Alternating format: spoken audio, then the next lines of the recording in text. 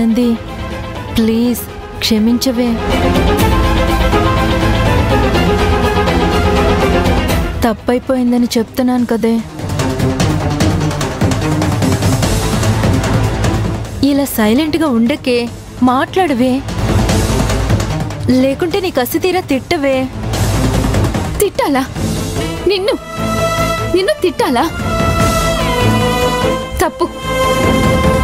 నువ్వు చాలా గొప్పదానివే. ఎదుటి మనుషులు ఎలాంటి వాళ్ళు ఒక్క మాటలో చెప్పేస్తావు.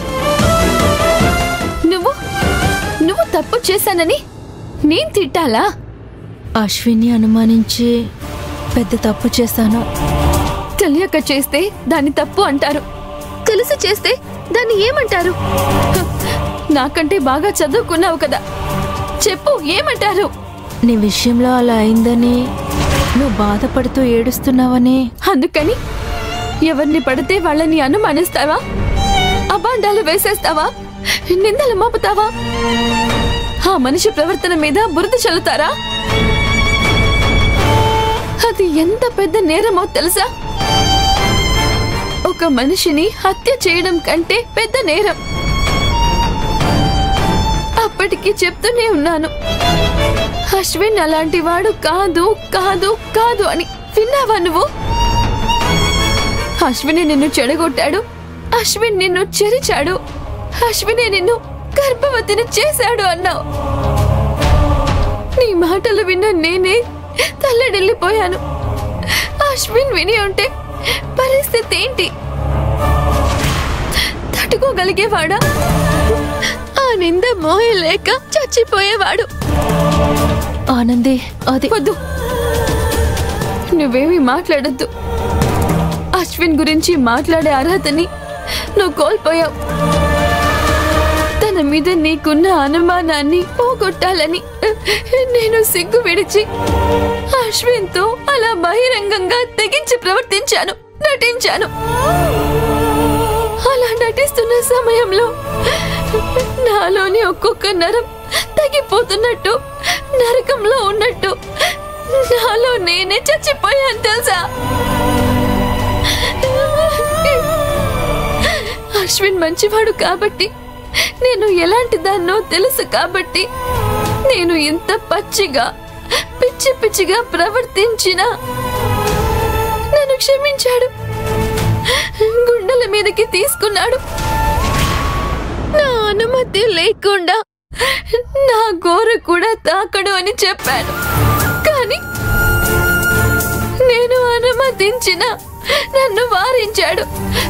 పెళ్లి కాకుండా ఇలాంటివి తప్పు అని తనను హెచ్చరించాడు. పెద్దవాళ్ళ అనుమతి లేనిదే తొందరపడి మనం ఎలాంటి తప్పు చేయొద్దు అన్నాడు. అశ్విన్ చాలా మంచివాడు. అలాంటి అశ్విన్ని నేను ప్రేమించానంటే తన ప్రేమని పొందానని గర్వించాలో, అశ్విన్ కి భార్యనయ్యే భాగ్యానికి నోచుకొని అభాగ్యురాలని ఏడవాలో, ఏం చేయాలో నాకు ఏమీ అర్థం కావడం లేదు.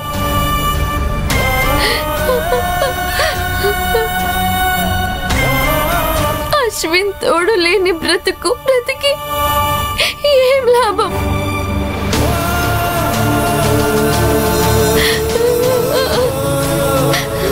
కాలం అనే కాలనాగుకి మా ప్రేమని చూసి అసూయ పుట్టింది. అందుకే ఈ రకంగా కాటు వేసింది. నువ్వన్నది నిజమే ఆనంది. ఏ దరిద్రపు కళ్ళు మీ మీద పడ్డాయో. అశ్విన్ నిజంగానే చాలా మంచివాడని అర్థమైంది. దీనికి అశ్విన్ కారణం కాదని తేలిపోయింది. ఆనంది ప్రెగ్నెన్సీ మ్యాటర్ నాకు మాత్రమే తెలుసు అనుకున్నాను, బట్ వీళ్ళకు కూడా తెలిసిపోయింది. అయితే నేను చెడగొట్టింది ఎవరే? అశ్విన్ కారణం కాదని కనిపెట్టారంటే వీళ్ళిక్కడితో ఆగరు, కనుక్కోవాలని ప్రయత్నంలోకి దిగుతారు. అలా దిగితే మహేష్ దీనంతటికి కారణమని వీళ్ళకి తెలిసిపోతుంది. ఇది యాక్సిడెంటల్ గా జరిగింది కాదనిపిస్తోంది. ఎవరో కావాలని నిన్ను అబాస్పాలు చేయాలని ఒక పథకం ప్రకారం చేసిన పనిలా ఉంది. అసలు నీ మీద పగ తీర్చుకోవాలని చేశారా, లేక నిన్ను నవ్వుల పాలు చేయాలని చేశారా?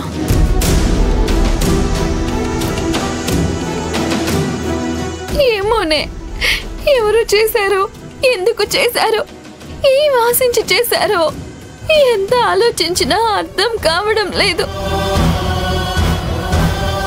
ఆలోచించి ఆలోచించి ఏడ్చి ఏడ్చి నా కళ్ళల్లో నుంచి నీళ్లు ఇంకిపోయాయి. నా గుండె పేలిపోయేలా ఉంది. ఏడవకే, ధైర్యంగా ఉండు. ఇదెవరో బాగా తెలిసిన వాళ్ళు చేసిన పనే. అది ఎవరు ఎందుకు చేశారనేది కనిపెడదాం.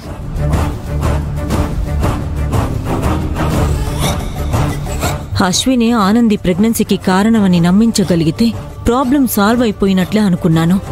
ఇప్పుడు వీళ్ళ దృష్టి మహేష్ మీద పడితే, ఓ మై గాడ్, అలా కాకుండా ఉండాలంటే ఏం చేయాలి?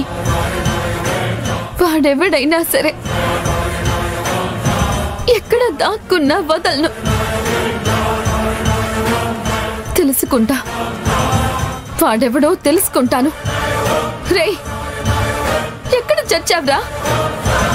నన్ను స్థితికి తీసుకొచ్చిన కారకుడివి ఎవర్రా?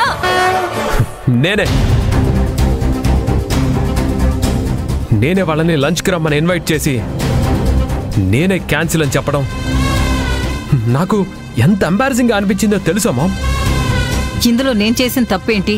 సర్వెంట్కి ఇచ్చి పంపకుండా నువ్వే క్యారియర్ తీసుకొచ్చావు కదా, అదే పెద్ద తప్పు. బావుందిరా. నా కొడుకు కోసం నేను లంచ్ తీసుకురావడం తప్ప? ఎన్నోసార్లు సర్వెంట్ చేత పంపించిన దానివి ఇవాళ నువ్వే వచ్చావు. దీన్ని ఎలా అర్థం చేసుకోవాలి మామ్? అంటే ఏంటి? నువ్వు అశ్విన్ ఆనందీల్ని లంచ్కి పిలిచావని, అది చెడగొట్టాలని నేనే క్యారియర్ తీసుకొచ్చాను అంటావా? అది నీ మనసుకే తెలుసు. ఎవరో గెస్ట్లని చెప్పావు కానీ ఆనంది అశ్విన్లను పిలిచానని నాతో ఒక్క ముక్కైనా చెప్పావా? ఇప్పుడు ఏమైందిరా మహేష్, ఎందుకలా ఫీల్ అవుతున్నావు?